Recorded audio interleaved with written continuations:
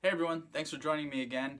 This is part 2 of my crab block video series. This is kind of finishing up the construction of the key. I still need to clean them all up and file them, but this is kind of finishing out the process of making the parts and brazing them together. I had started one process for making the bows, and I ended up not being all that happy with how they were coming out, so I switched to another process, which is why it took me a while to get this video out, because I had to kind of figure that out and see which direction I wanted to go with it. And they came out much better. So this is the way that I had approached making them first, and it's just bent back and welded on itself on this little crotch here and then wrapped around. And then I moved on to this process where there's no weld. I just forged it so there was a point and then upset it onto itself and drew it out. I ended up switching because I didn't love this process, and it was really difficult for me, I found, to bend it and not have it kind of this mushroom shape. I wanted more like this. I want it actually a little rounder than this one is, but I wanted how this is a little more round, a little more flattish on the bottom, where this really kind of curves down first a lot. It's not coming out real flat. So although I think a lot of this type of key originally was done this way, I have seen some that to me look like they're done this way. But either way, I am more interested in how it looks versus maybe trying to do it traditionally. So I opted to switch to this way just because I think it looks better. These are just some test pieces to kind of figure some of the stuff out, but you can still see the process there, or the forms of them. So I tried something a little different this week with music. I'm still playing around with things and trying to figure out how I like to edit my videos. So let me know what you thought of it.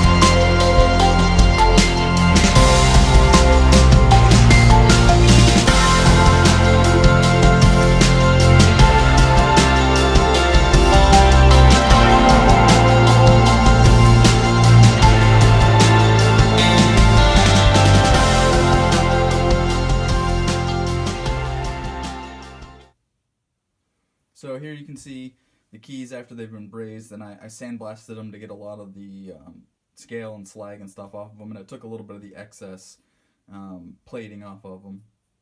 So there's a couple things I didn't film. It can be kind of difficult making all this stuff and filming yourself during the whole process, and sometimes I just want to get in there and work on it.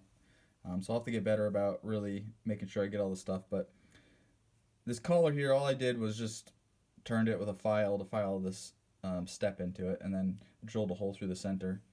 And then the top of the bit here, there's just another piece of sheet metal that I tenoned this part of the bit and I riveted it on.